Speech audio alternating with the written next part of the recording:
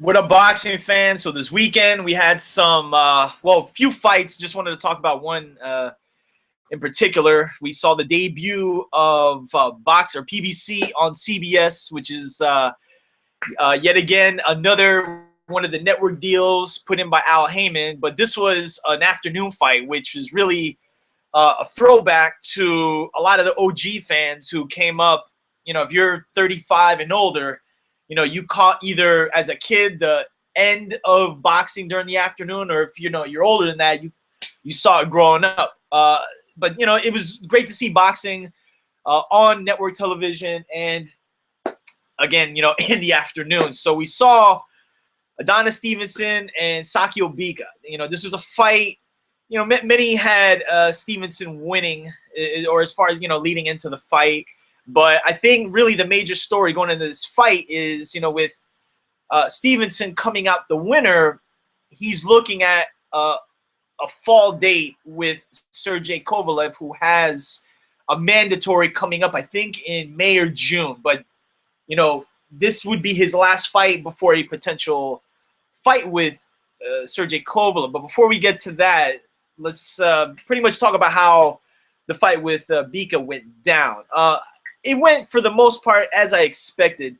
With Sakio Bika, I mean, he's one of the one of the first guys that was on the Contender show that, when you think about it, man, this show is already 10 years plus old, and we've seen the likes of Alfonso Gomez, who else? Peter Manfredo, Sergio Mora, and some of these guys became world champions, and with Sakio Bika, he's always been a guy that's just been at either the super, really mostly the super middleweight division, and he went up to light heavyweight to fight Stevenson. I don't think he fought much, if at all, at that weight. I could be wrong, but there wasn't really much to gauge as far as if you're gonna look at Stevenson leading into a Kovalev fight.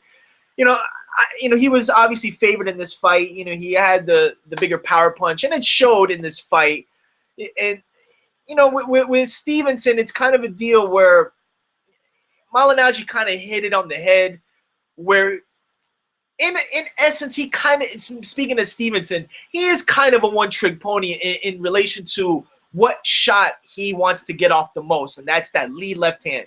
And he was landing it in for the most part against Sakio Bika. And the thing is, Bika wasn't going to bring anything. And even in the cases that he did land some shots, and he landed a couple, but Stevenson's chin has been somewhat of a question mark, but he hasn't been in there really with a lot of big power punchers per se. And really Kovalev would be that answer as to, if you're going to really get your chin tested, is going to be against a guy like that. But again, with Stevenson, there's not a lot to look at when you're looking at boxing skills. And the one thing you got to worry about with him is his power, and he does have that. Bika did get hit with some shots. He got dropped twice, I believe. One shot in particular, he was hurt in, but he survived and lost a unanimous decision. And some of the scorecards, though, I was questioning a 116, 111. I mean, I don't know what fight they were looking at, but overall, a dominant win by Adonis Stevenson. Now, obviously, the question mark going now from here on out is with Sergey Kovalev having a mandatory coming up. I did read that there is a purse bid that's going in April 17th for a reported $10 million for a September 26th Montreal date between Sergey Kovalev and Adonis Stevenson, and it's in the ballpark range, I guess, of $10 million. Now, some of you may be asking, what's a purse bid? How does a purse bid work? Well, I am not necessarily the guy or the end-all be-all to explain what a purse bid is, but in layman's terms, you got two promotions or two promoters, and you want to make a deal happen. And in this point, you got Al Heyman, who's putting up $10 million for this fight to be made. And if Kathy Duva or Main Events or HBO, or whoever's working with Sergey Kovalev, if they can't match that, then Al Heyman's going to win the purse bid, and he's going to be the deciding factor of where the fight is going to be televised. And being that Al Heyman has a lock on all the major networks, speaking of network television, NBC, CBS, and now he has ESPN/ABC, which I would talk about those more than I would talk about Bounce TV or BET or some of those other ones, because those would be, speaking of the first three, those are the major ones. But you would think like a fight with Kovalev and Stevenson should be, I wouldn't put that on pay-per-view, but that you would think is a very intriguing fight to have on network television, and I think would arguably be the biggest network television fight in years, as far as how big the fight is, how big both fighters are, and how big the actual fight itself would be, meaning it would be literally for the undisputed light heavyweight crown, as far as I could see it. Stevenson's considered the lineal champion, similar to how Cotto at middleweight is considered the lineal champion. He beat the guy who beat the guy who beat the guy. But just like how Golovkin at middleweight is looked at as the middleweight champion, the real middleweight champion, Sergey Kovalev is recognized as the real middleweight champion at light heavyweight. So the problem I see with this fight happening, or at least happening in the fall, is I've talked about this before. Kathy Duva has not been very vocal, or I should say she hasn't been the most positive person when speaking about Al Heyman's ventures with the cable or with the networks. She's on more of the negative side as to how it could flop more than how it can flourish. Because the jury's still out as to how well this is going to do for Al Heyman. I mean, we're only really 2 presentations into this whole PBC deal.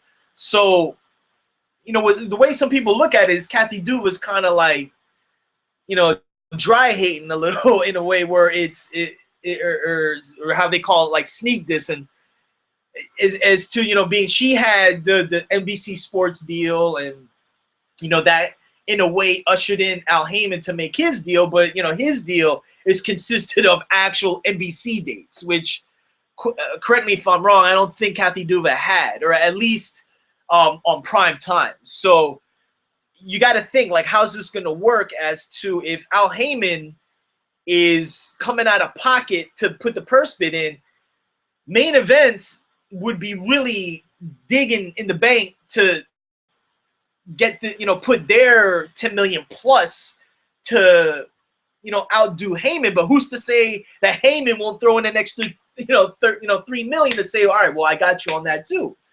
I mean, Al Heyman's taking risks, as we've been seeing, because all these deals, with the exception of, I think, Spike and Bounce, they're all pay per, I don't want to say pay per view, but pay per telecast per se, as far as Al Heyman putting in his own money for NBC, CBS, and ABC, ESPN, what have you, to televise the fights.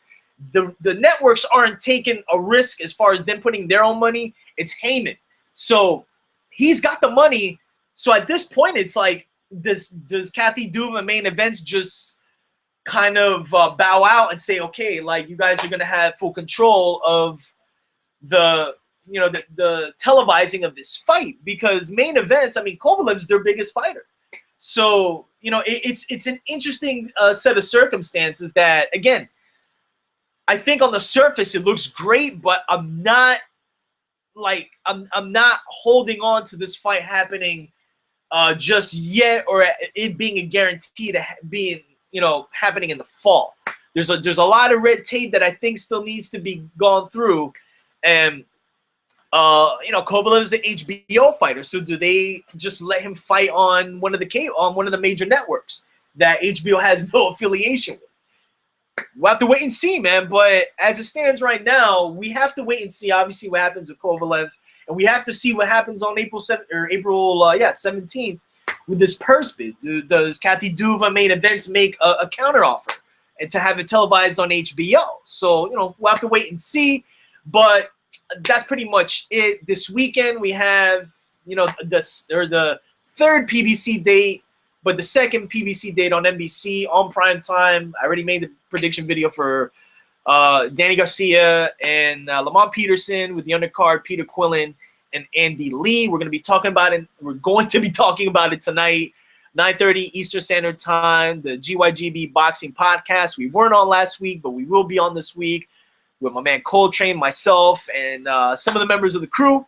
And we'll obviously be talking about Mayweather-Pacquiao less than a month away. And I promise you guys, by the end of this week, going into next week, I will have my official prediction video for Mayweather versus Pacquiao. So stay tuned and log in tonight. The link is going to be below. The GYGB Boxing Podcast every Monday night, 9:30 Eastern Standard Time. And as I always say, subscribe, hit the links, and I'll be back with you soon. Peace.